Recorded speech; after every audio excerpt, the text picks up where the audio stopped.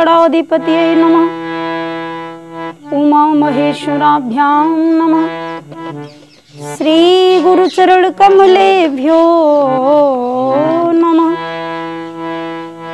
ओम श्री परमात्मने नमः।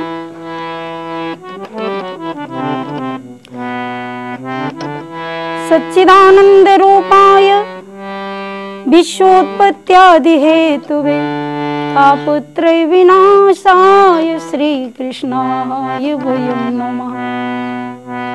कर्पूर गौरम करुणावतारम संसार सारं भुजगेन्द्रहारं सदा वसन्तं हृदयारविन्दे भवं भवानी सहितं नमामि। मनोजवं मारुततुल्यवेगं जितेन्द्रियं बुद्धिमतां वरिष्ठं वातात्मजं वानरयोधमुख्यं श्रीरामदूतं शरणं प्रपद्ये। वंशी विभूषितकर्णार्णवनीरदावात् पीताम्बरादरुणबिम्बफलादरोष्टात् पूर्णेन्दुसुन्दरमुखादरबिन्दुनेत्रात् कृष्णात् परं किमपि तत्त्वमहं न जाने। कृष्णात् परं किमपि तत्त्वमहं न जाने। जय श्री राधे, जय श्री कृष्णा। आप सभी देशवासियों को, सभी भक्तों को आज मेरे मन में आया एकादशी के बारे में बताएं। एकादशी का क्या महत्व होता है, एकादशी का व्रत किस प्रकार से रखना चाहिए, एकादशी के दिन किन किन नियमों का पालन करना चाहिए। शास्त्र में बताया है कि एकादशी व्रत सभी व्रतों में श्रेष्ठ है। जिस प्रकार से सभी देवताओं में भगवान विष्णु सर्वश्रेष्ठ हैं, नदियों में जिस प्रकार से गंगा जी महान हैं, पुराणों में श्रीमद् भागवत महापुराण सर्वोपरि है, इसी प्रकार से व्रतों में एकादशी का व्रत सर्वश्रेष्ठ है। एकादशी के दिन प्रातःकाल 4 बजे उठना चाहिए, भगवान का नाम स्मरण करना चाहिए और 4 बजे उठने के बाद स्नान करना चाहिए। नदी में स्नान करें तो अति उत्तम है। यदि नदी का स्नान सुलभ न हो तो भले ही हैंडपंप का पानी हो, नल का पानी हो, परंतु नहाते समय हर हर गंगे, हर हर गंगे, गंगा जी का नामोच्चारण करना चाहिए। और एकादशी का व्रत जिस दिन आप रखें उस दिन प्रातःकाल विष्णु भगवान के मंदिर में जाकर विष्णु भगवान की पूजा अर्चना करनी चाहिए, घी का दीपक जलाना चाहिए, प्रभु का नाम कीर्तन, भागवत जी की कथा, गीता जी का पाठ, रामचरितमानस का पाठ, हो सके तो ओम नमो भगवते वासुदेवाय, ये जो 12 अक्षर का जो मंत्र है भगवान विष्णु को अति प्रिय है। बड़े बड़े भक्तों ने, बड़े बड़े ऋषि मुनियों ने इसका उच्चारण करके, इस मंत्र का जप करके भगवान को प्राप्त किया है। तो एकादशी के दिन विशेष ध्यान रखना चाहिए। एकादशी के दिन मौन व्रत धारण करना चाहिए। सर्वप्रथम मैं आपको बता दूं एकादशी की उत्पत्ति कैसे हुई। एक मुर नाम का राक्षस था जो देवताओं को बहुत परेशान करता था। देवता उससे पराजित होकर के हाहाकार करते हुए इधर उधर भागने लगे। देवादिदेव महादेव भगवान शंकर जी की शरण में गए। तो शिव तो आशुतोष हैं। भगवान शंकर जी की शरण में जाकर के देवताओं ने प्रार्थना की, प्रभु हमारी रक्षा करो, प्रभु हमें बचाओ। इस पर देवादिदेव महादेव भगवान ने सभी देवताओं को श्री विष्णु भगवान के पास भेजा। आप सभी देवताओं को कहा कि आप जाइए और विष्णु भगवान जहां क्षीर सागर में भगवान शयन कर रहे हैं,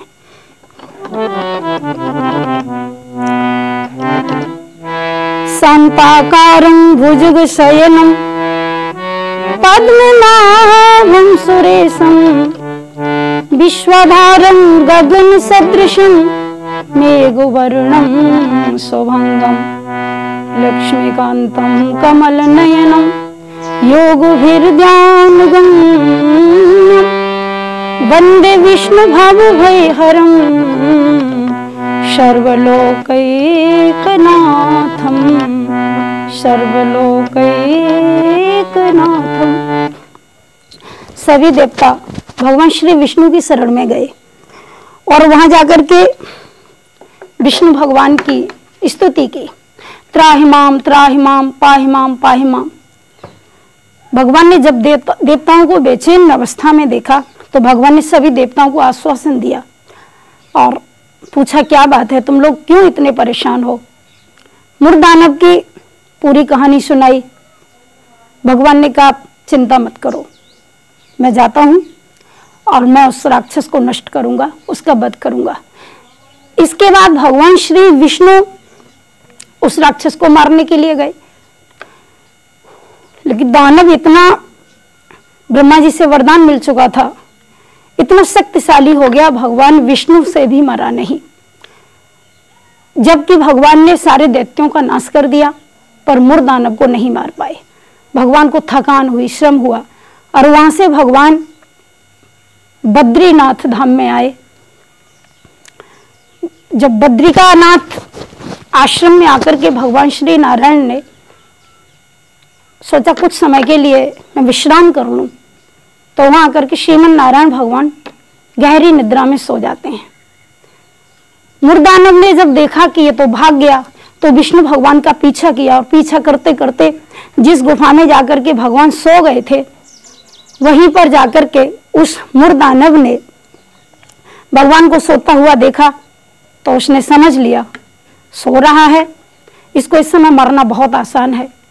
मुरदानव जैसे ही भगवान को मारने की नियत से आया उसी समय भगवान के मुख से एक सुंदर कन्या का जन्म हुआ और वो कन्या इतनी रूपवती थी, इतनी सुंदर थी, उसके हाथों में अस्त्र शस्त्र, बड़ी दिव्य रूप लेकर के वो कन्या प्रकट हुई और अस्त्र शस्त्र लेकर के मुरदानव के ऊपर टूट पड़ी।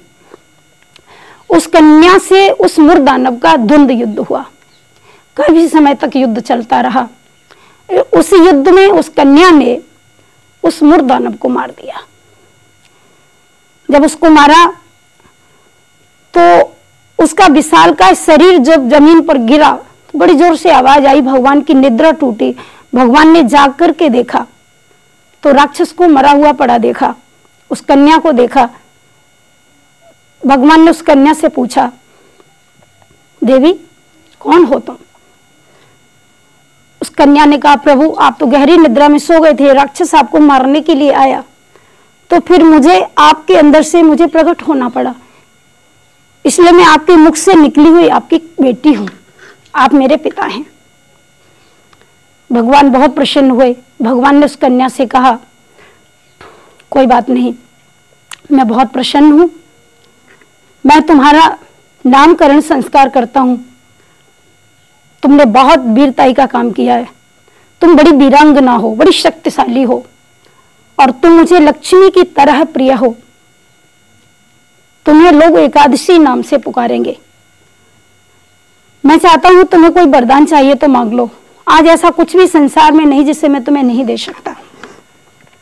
उस कन्या ने हाथ जोड़कर कहा, प्रभु यदि आप मुझे आशीर्वाद देना चाहते हैं, वरदान देना चाहते हैं तो बस एक ही वरदान दीजिए कि जब जब मैं एक महीने में, एक मास के अंदर में 2 बार आया करूं और 2 बार कृष्ण पक्ष में 1 बार, शुक्ल पक्ष में 1 बार, और जो लोग मेरे दिन व्रत रखें उनको आपका वैकुंठ प्राप्त हो, उनकी आपके चरणों में रति हो, भक्ति हो और वो सदा के लिए आपके धाम में निवास करें।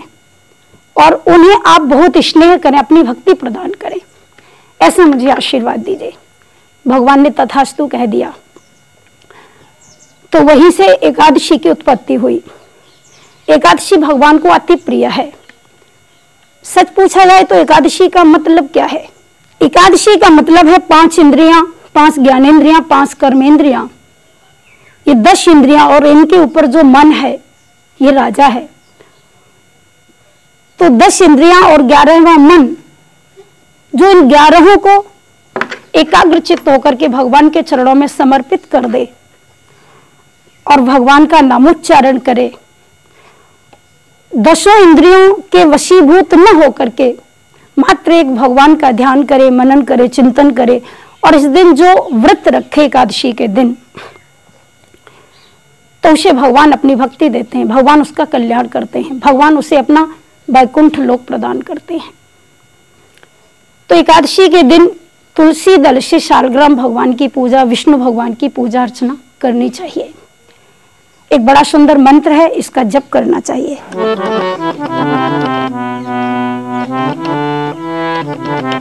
अच्युतम केशवम नाभराम नारायणम कृष्ण दामोदरम वासुदेवम हरिम श्रीधरम माधवम गोपिका वल्लभम जानकी नायकम श्री रामचंद्रम भजे।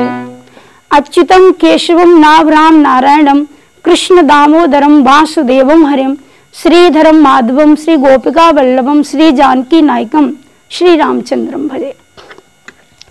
इस मंत्र का जप करना चाहिए श्रद्धा से, भाव से। तुलसी की 108 दाने की माला पर इसको जपना चाहिए। अन्न का भोजन नहीं करना चाहिए। एकादशी के दिन अन्न का दर्शन करना भी पाप है। अन्न का दर्शन भी नहीं करना चाहिए, फलाहार करना चाहिए। उसको भी नियमित रूप से ले सकते हैं। फलाहार भी इस प्रकार से नहीं ले सकते जिससे हमें निद्रा आ जाए, आलस्य आ जाए, प्रमाद, और हम आलस के वशीभूत होकर के भगवान का नाम उच्चारण न कर पाए। एकादशी के दिन पूरे दिन भगवान के चरणों में कथा, भगवान की चर्चा, कीर्तन, इस प्रकार से नियम से रहना चाहिए। रात्रि को जागरण करना चाहिए, गौ का पूजन करना चाहिए, भगवान शालग्राम जी को स्नान कराए, उनके चरणामृत को पिए। अकाल मृत्यु हरणम सर्व विघ्न विनाशनम श्री विष्णु पादोदकम पीत्वा पुनर्जन्म न विद्यते। भगवान के चरणामृत को स्वीकार करना चाहिए, भगवान की परिक्रमा करनी चाहिए, भगवान की आरती उतारनी चाहिए, भगवान का सुंदर श्रृंगार करना चाहिए और भगवान के सामने भगवान का कीर्तन भगवान को सुनाए। तो इस प्रकार से जो एकादशी का व्रत करते हैं उनका कल्याण होता है, उनकी सारी मनोकामनाएं पूरी होती हैं, उनके समस्त दुख नष्ट होते हैं, भगवान श्री गोविंद के चरणों में उनका अनुराग होता है, भगवान का वैकुंठ धाम उन्हें प्राप्त होता है। तो इस प्रकार से एकादशी के बारे में कुछ नियम बताया है। एकादशी के दिन भगवान की चर्चा, भागवत कथा को जरूर सुनना चाहिए। एकादश्यां विशेषेण नास्ति पापड़तस्ततः, जैसा कि बताया है कि एकादशी के दिन जो भागवत कथा को सुनते हैं उन्हें 1000 एकादशी व्रत करने का फल प्राप्त होता है। द्वादशी के दिन व्रत पारण करना चाहिए, किसी योग्य ब्राह्मण को बुला करके उनको भोजन कराना चाहिए, उनको दक्षिणा देनी चाहिए, क्योंकि ब्राह्मण सर्वोपरि है। भगवान कहते हैं कि एक बार यदि मेरा अपमान कोई कर दे तो मैं उसे सहन कर सकता हूं, परंतु ब्राह्मण का अपमान नहीं करना चाहिए। ना हम हलाहलम मन्ये विषम यस्य प्रतिक्रिया ब्रह्मस्वम ही विषम प्रोक्तम नास्ति प्रतिविदुर्भुवि। जो ब्राह्मण की पूजा करते हैं, जो ब्राह्मण को खुश करते हैं, भगवान कहते हैं जो ब्राह्मण को भोजन कराते हैं उस साक्षात मुझे भोजन कराते हैं। हजारों आहुतियां अग्नि में प्रदान करने का जो फल प्राप्त नहीं होता है, करोड़ों यज्ञ करने के बाद भी मैं इतना प्रसन्न नहीं होता, इतना खुश नहीं होता जो एक ब्राह्मण को सुंदर भोजन श्रद्धा से कराते हैं, ब्राह्मण को दक्षिणा देते हैं, ब्राह्मण के चरणों में प्रणाम करते हैं। तो द्वादशी के दिन ब्राह्मण को भोजन कराना चाहिए, ब्राह्मण को श्रद्धा के अनुसार दक्षिणा देनी चाहिए और इस प्रकार से भगवान से क्षमा याचना करनी चाहिए। एकादशी का व्रत सर्वोपरि है, सबको करना चाहिए और इस दिन भगवान का नाम उच्चारण करना चाहिए, कीर्तन करना चाहिए। हमको एकादशी व्रत जिस दिन हम करें उस दिन ये संकल्प लेना चाहिए, व्यर्थ बात नहीं करनी चाहिए। उस दिन जितना भी हमारी जीवा से जितना भी निकले उतना भगवान का नाम निकलना चाहिए। किसी की चोरी चुगली बुराई इस प्रकार का कुछ भी अपराध नहीं करना चाहिए। भगवान का नाम उच्चारण करना चाहिए, भगवान का दर्शन करना चाहिए, भगवान के समीप रहना चाहिए। मैंने कहा था ना, उपासना, उपासना का मतलब क्या है? उपम समीपेते अशनम, भगवान के जो समीप रहता है, भगवान से जिसको लगाव रहता है, भगवान के जो बिल्कुल नजदीक रहता है, वही उपासना है। भगवान का चिंतन रहना चाहिए।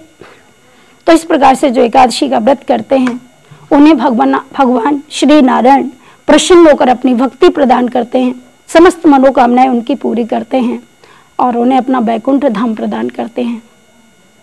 जय श्री राधे, जय श्री कृष्णा।